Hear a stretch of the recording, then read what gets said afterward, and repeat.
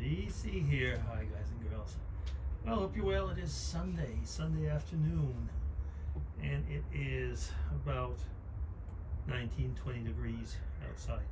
You see, the weather is really going to go up and down. The last few vlogs that I've done, I've been out wearing a jacket, sometimes a sweater, and now I'm just out with a shirt, so whatever. I mean, it's the fall, isn't it? 22nd, actually, yeah. So, I don't know if you've had that before. I had an app on YouTube. Sorry, not on YouTube. On my iPad. It was a subscription app. So actually a Bible study tool, and it finished yesterday, 21st. But I got an automatic renewal. Every year it seems to do the same thing. The day after, which is the 22nd, I can't get into the app. I'll see tomorrow if it's the case. Last year I had to wait a day. Now I don't know if it's because Apple works on California time or something like that. Because if I look into the subscriptions, it says like it's going on, it's continuing. But if I go into the app settings, it says that it's finished, and it doesn't show the renewal. Anyway, I remember last year there was something similar. That was like a day or something. I wasn't able to use it. It was like a day gap. So I don't know what's going on, but it's actually annoying, isn't it? I've had a few things like that, that worked on California time. Anyway, we'll see. But it's one of those things I'm wondering, why on the one hand it's renewed, and on the real world, so the app itself, it says it isn't. So anyway, I'll see. And if any of you have ever tried to get into a help desk in that respect, or a help desk, or even contact, you get all these questions. Well, anyway, that's first world problems, really is. Anyway, I mean, I'll solve it eventually, but it's just annoying. I was watching, I've been binge watching in the last few weeks actually, the show called The Good Doctor, which drives me nuts because I like it and I don't like it. Actually, sometimes I like it, and other times I actually hate it because it's just so politically correct and false and hypocrite. But and other times I like it a lot, so it's one of those shows. But I was going on when I was watching it, I was thinking like, so here we're talking about surgeons, so a very hyper competitive world and workplace. And it was just simply reminding me of where I used to work a few years back, and where I'd been most of my professional life. When I was in grad school, I was in grad school for the top professor, and basically the top professor in French Canada at the time, and then moved on to England at Oxford for the professor there. And those of you who know the English system, means like I was with Sir Professor Jack Baldwin at the time, and then moved on to Switzerland, to a professor called Wolfgang Oppolzer, who was the top dog in Geneva, and one of the top dogs in the world as well. And moved on, to a big pharmaceutical company. And it was always the same. It was very, very much dog eat dog. There was a lot of great camaraderie. I'm not saying the contrary, don't get me wrong. But it's a dog eat dog world. And at the time, when I decided to go to Europe instead of going to MIT at the time, well, that was the thing is, I thought like, okay, I know it's a dog eat dog world, but they bite a little bit less hard in Europe than they do in America. That was partially true.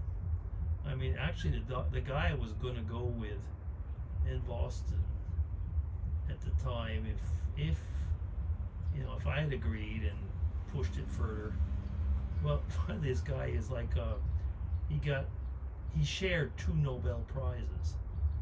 That's pretty incredible, isn't it? But you know what? A friend of mine worked for him, and as they said, it's not working because you've worked for a Nobel Prize. It doesn't seep through to your career. It helps, but it doesn't make you any better. So it's kind of amusing. The professional world, at a certain level, is just really something that you just have to stop everything else that you're doing and become a slave of that professional world. I didn't agree to do that, and I've vlogged before about that. It had really hurt me professionally at the time. We're up to the point where you become the weak link. You know what I mean? When people like we had management classes where we would have to decide like which person that you would get rid of, and that would be, for example, one of the things. Get rid of the weak link. And there were other hypotheses within those management classes where you would say you don't get rid of you get rid of a weak link but not get rid of a competent link, because if it's somebody that doesn't want to take your place, you can make them do your job. There's things like that. And then we learned things like the difference between European management styles and American management styles, which questions you could ask, which questions you couldn't, depending on which side of the pawn you were on. We had management workshops where they sent us out at one point or another in the woods, where we had the ancestors of GPSs to find where we were, or blind trust, where it was literally blind. You had to be blindfolded and run in fields with potholes while somebody was running beside you, telling you where to run, where to go to the left, go to the right. Or they would show us things like, that was a scary one. The next one was, we'd have to walk over a brook, but on a little bridge, which was actually a plank. It wasn't a bridge, it was a plank.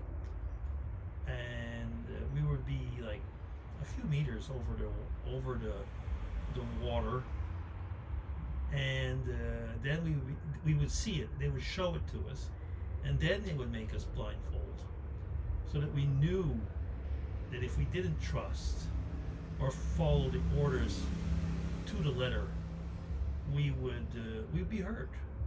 We'd be hurt. Yeah, that was one of them. That was not a fun one. Throwing yourself off a deck, knowing that the others were supposed to catch you. Things like that.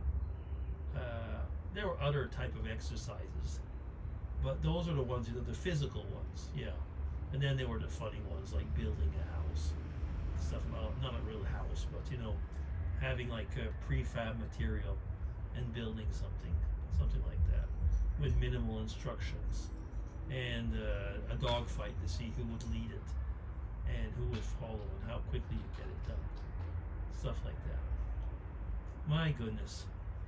Am I ever glad to be retired now?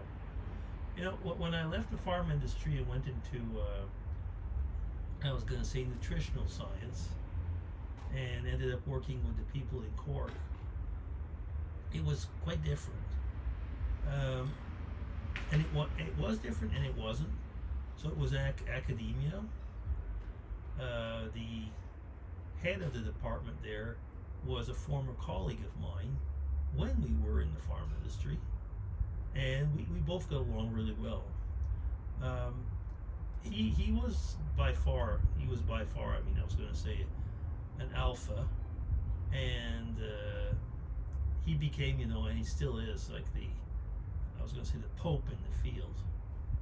But I didn't mind about that because I was the one actually who was bringing company money at the time. So basically, I was the person that was helping him maintain part of the health of his department. So it was good. Yeah, but when you're in those fields, as I've talked about it before, if you really get into it, I'm up to 10 minutes. If you really get into it, you've got to sacrifice a lot of your values and your family, which I didn't. So it didn't actually go as probably it could have as far as career wise. But I am so happy that I didn't compromise, as far as my values and my family, my faith. Yeah, it's one of those things. But you know what? It's getting worse. It's getting worse because now actually we're coming up to the point where there's like, I'm almost going to say open persecution. I'm not talking about religious persecution. I'm just saying persecution. Well, that as well. But open persecution where either you follow or you're put on the garbage heap. I mean, it used to be like that, but it's even more now. I can see it with family and friends, where basically, it doesn't matter if somebody burns out. For every person that burns out, there's 10 others that'll take his or her place. Yeah, the world's becoming a really weird place, isn't it? Yeah. Ah. Man, I'm happy to be retired.